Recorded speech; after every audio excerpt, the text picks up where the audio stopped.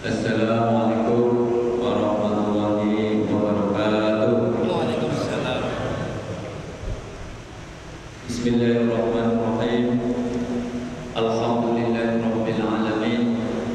Wassalatu wassalamu ala asrofil anbiya'i wal mursalin sayyidina wa maulana Muhammadin wa ala alihi wa ashabihi ajma'in. La haula wa la quwwata illa billahil aliyyil azim. Amma ba'du.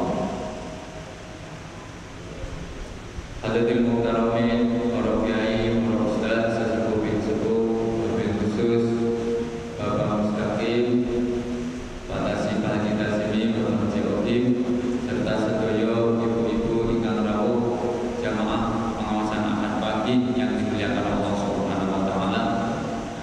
Pertama-tama kita panjatkan rasa syukur kita kepada Allah Subhanahu wa taala karena pada pagi hari ini kita masih diberikan oleh Allah kekuatan iman Islam dan juga kesehatan, sehingga kita berada pada tanggal berapa, Bu?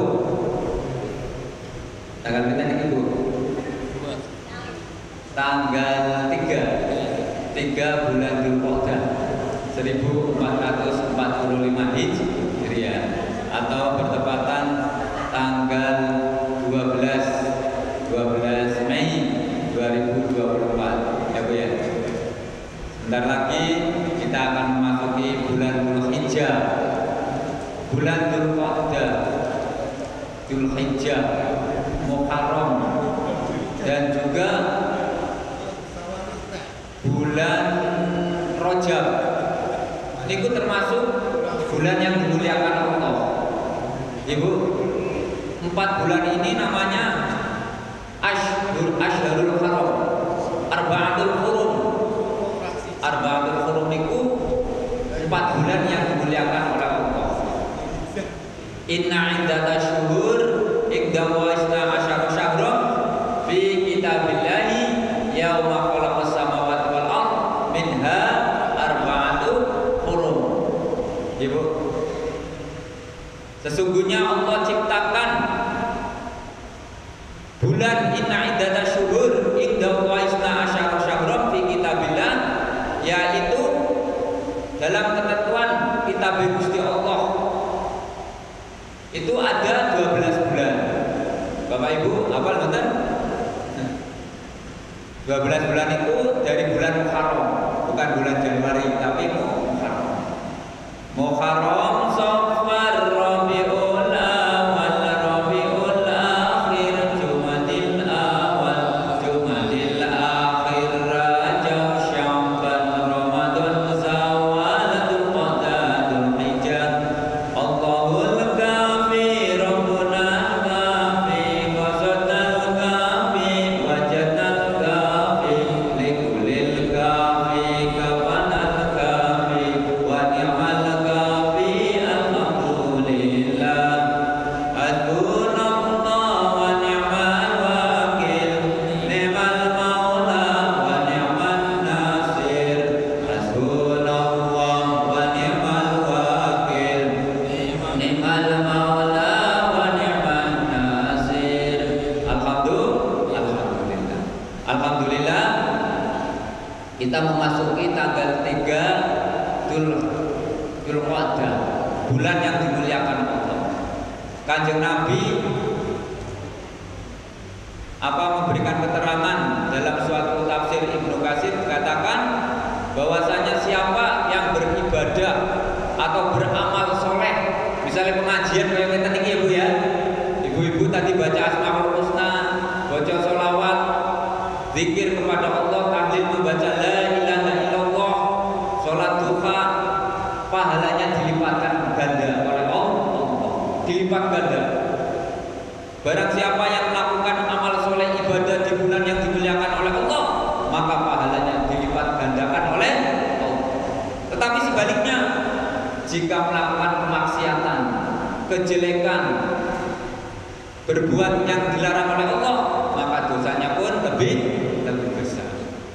Dan nanti kalau sudah masuk bulan Dzulhijjah, ya Pak ya, kalau Bapak Ibu punya niat untuk berkurban, disunahkan jangan potong rambut, ya Pak ya, atau potong kuku, ya.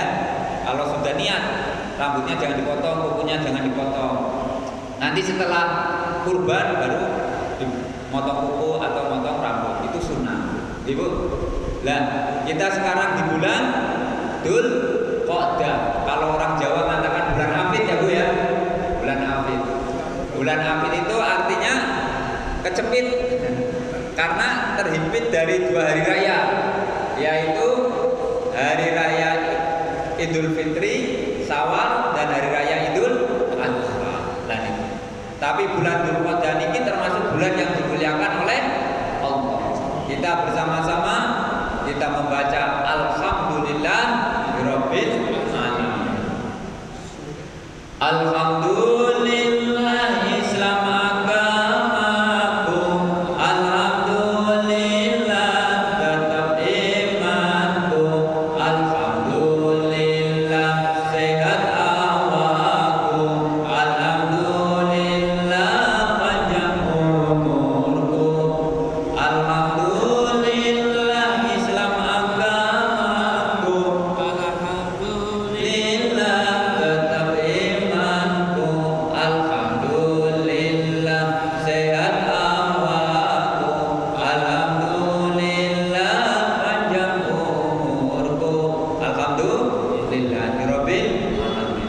Mugi-mugi kula sedaya ibu-ibu, bapak-bapak ingkang rawuh teng pengajian Ahad pagi maupun keluarga yang ada di rumah ditetapkan imannya, ditetapkan Islamnya, diberikan kesehatan, diberikan panjang umur yang berkah. Amin Allahumma amin. Salawat dan salam tentunya kita haturkan kepada Nabi kita Muhammad sallallahu alaihi wasallam.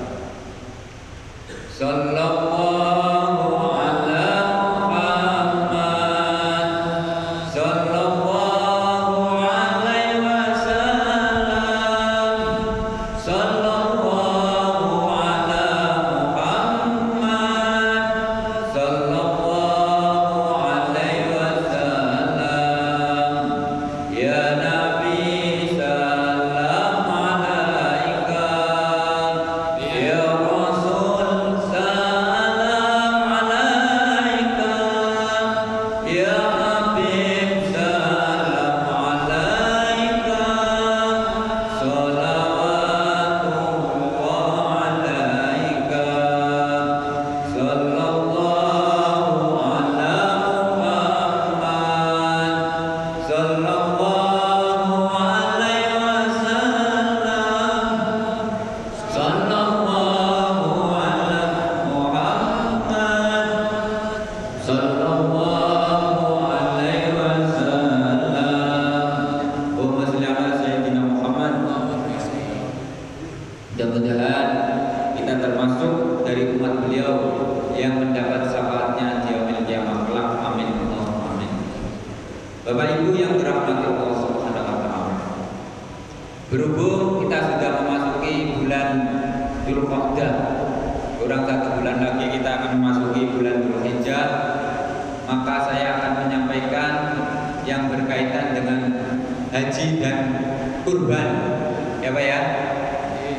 Walaupun kalau di yang dari haji, tapi betul apa ya Pak ya. Tapi haji kecil sudah insya Allah. Mudah-mudahan Allah meridhoi, yaitu umroh. Mriki ya kata ingkang umroh ya, yang sudah haji juga alhamdulillah.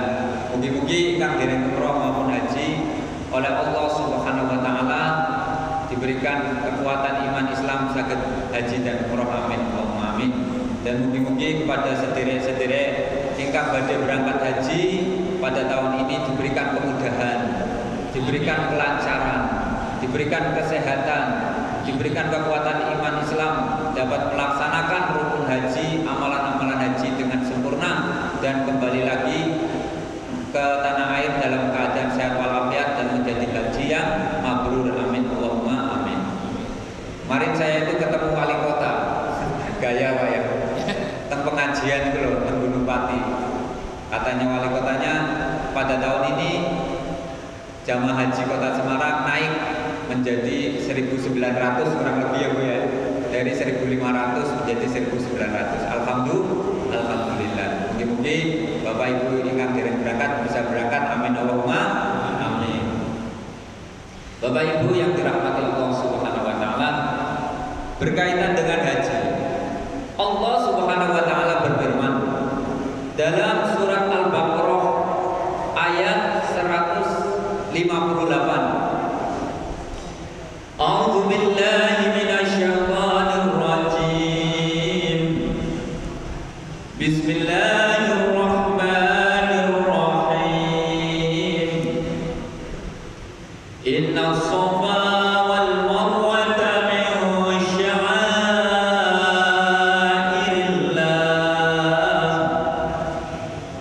Faman hajjal baita aw i'tamara fala junaha alayhi an yatawwafa bihima.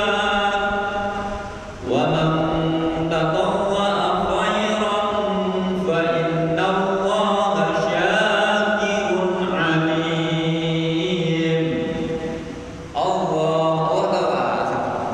Allah yang ngantuk Allah. Gak apa-apa, guyon apa ya? Alhamdulillah. Inna shafa wal marwata min sya'airillah. Sesungguhnya Safa dan Marwah merupakan syiar agama Allah. Syiar agama Allah Subhanahu wa taala. Artinya Safa dan Marwah itu adalah tempat ibadah kepada Allah. Jadi syiar untuk menghidupkan agama Gusti Allah. Syiar itu untuk menghidupkan atau menyebarkan. Kaya jenengan ngeten pengajian ini syiar. Jadi melaksanakan perintah Allah, menghidupkan atau meramaikan atau menyebarkan dinul Islam. Syiar agama Allah. Jenengan ini pahalanya gede karena syiar berdakwah, termasuk jihad, berjuang di jalan Allah. Wong sing berjihad itu pahalanya gede. Bahkan nanti di akhirat kelak salah satu dari hamba Allah yang hisabnya itu sangat mudah, bahkan tidak hisab itu orang yang mati syahid, orang yang berjuang di jalan Allah Subhanahu wa taala. Bapak Ibu yang dirahmati Allah Subhanahu wa taala, sesungguhnya Safa dan Marwah itu adalah tempat syairillah, yaitu syiar agama Allah. Jadi di sana itu di antara Masjidil Haram yang sudah di sana itu ada bukit kecil, yaitu antara Safa dan Marwah. Itu untuk apa? Yaitu untuk sa'i. Kita membayangkan waktu saya belum ke sana Pak ya. Itu panas. Panas kayak gunung. Apa dalam arti di atasnya terik matahari. Ternyata di sana itu adem Pak. Di dalam masjid. Jaraknya kurang lebih sekitar panjangnya yaitu sekitar 350 kilo, 350 meter, 350 meter kurang lebih dari Safa dan Marwah. Itu lari-lari kecil di sana antara bukit Safa dan Marwah. Nanti itu sepanjang 7 kali putaran dari Safa ke Marwah, nanti terakhir di Marwah. Nanti ketika mau sampai ke Marwah itu baca ayat ini. Inna Safa wal Marwata min sya'airillah faman hajjal baita aw i'tamara fala junaha alayhi ay yatawwafa bihima wa man tatawwa khairan fa inna Allaha syakirun alim. Niku baca ini kalau sudah mau naik ke Marwah. Lah niku. Tapi kalau enggak baca enggak apa-apa. Sambil lari-lari kecil baca subhanallah walhamdulillah wa la ilaha illallah Allahu akbar. Terus kayak baca tadi. Hasbunallah wa ni'mal wakil, ni'mal maula wa ni'man nasir. Hasbunallah wa ni'mal wakil, ni'mal maula wa ni'man nasir. Baca sholawat, Allahumma sholli ala sayyidina Muhammad. Terus kalau enggak baca gimana? Sah apa enggak? Sah. Tetap sah. Misalnya enggak apa? Sah karena yang dianjurkan sa'inya itu. Nah, kemudian faman hajjal baita aw tamaru fala junaha alaihi.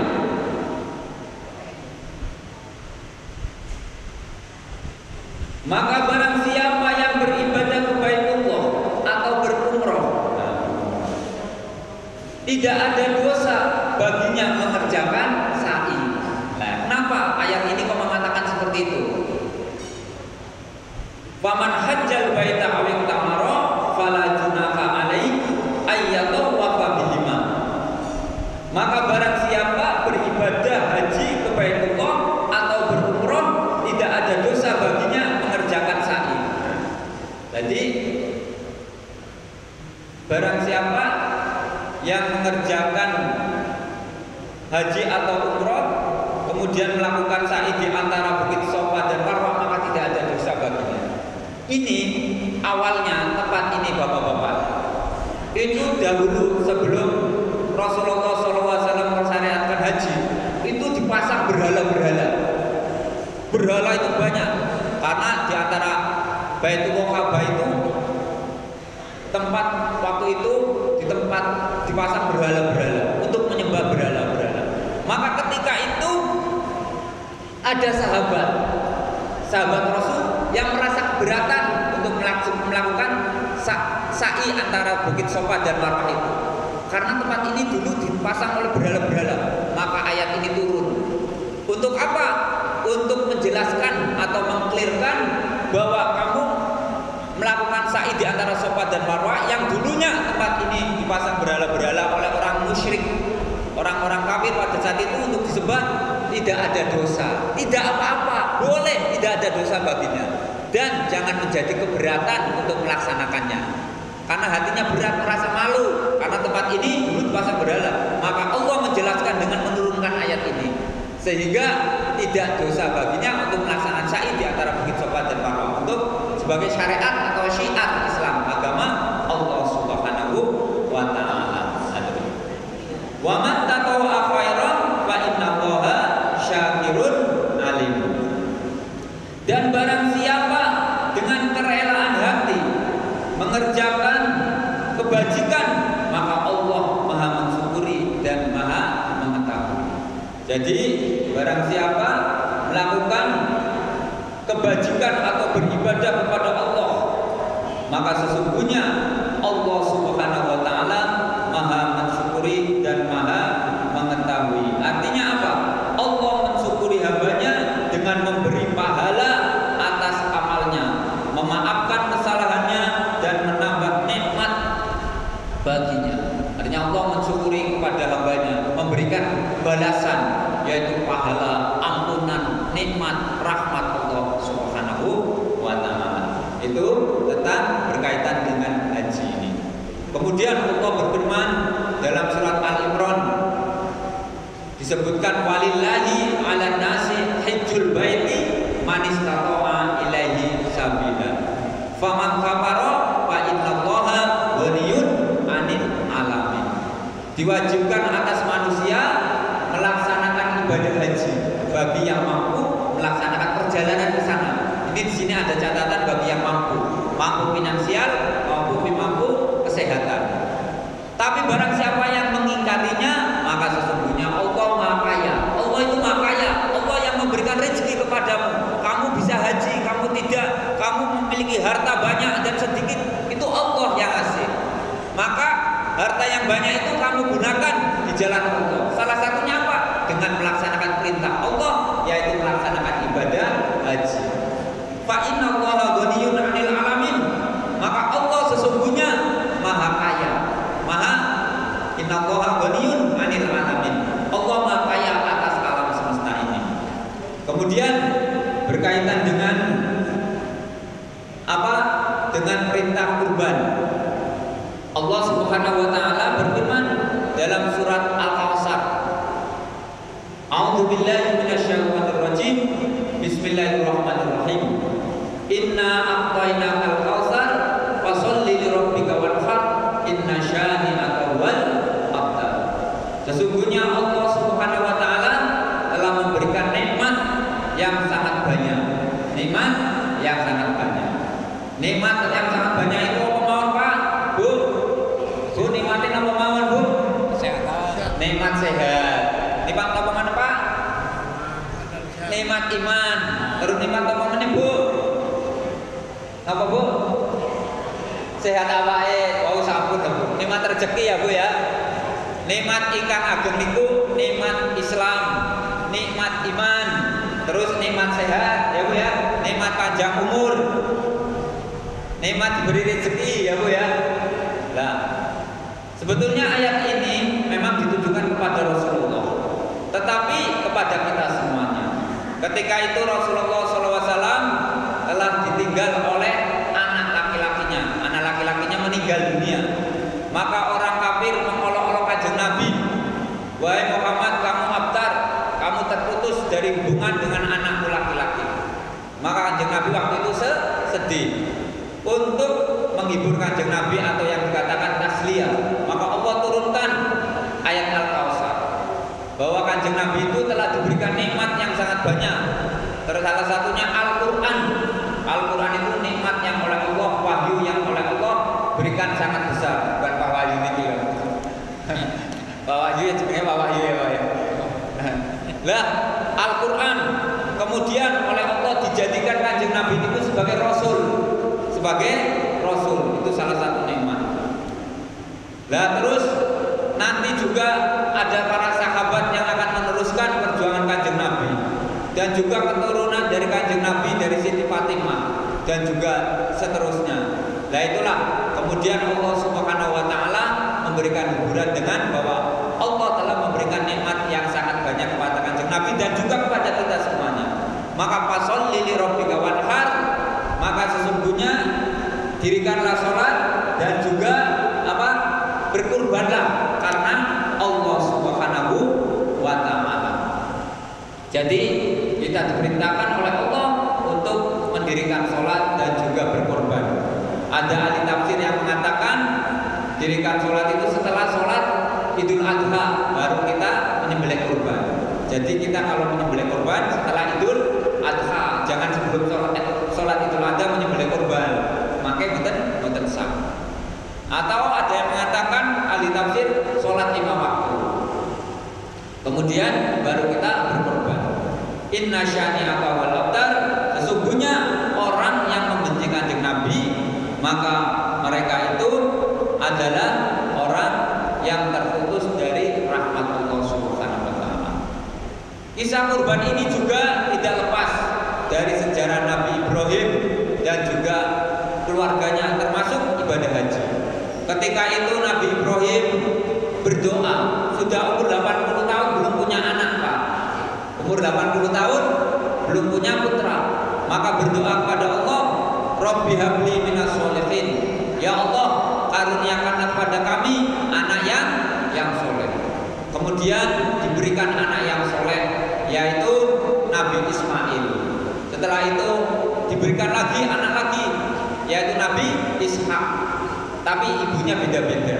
Ibunya yaitu kalau Nabi Ismail Siti Hajar, kalau Nabi Ishak Siti Sarah. Jadi Nabi Ibrahim itu istrinya 2. Mriki wonten sing istrinya 2 Pak. Oh Pak Suradi ini gaya tenang Pak Suradi. Dulu. Oh dulu katanya. Masya Allah. Baik ibu yang dirahmati Allah. Kemudian setelah itu Nabi Ismail sudah besar, sudah remaja. Nabi Ibrahim bermimpi.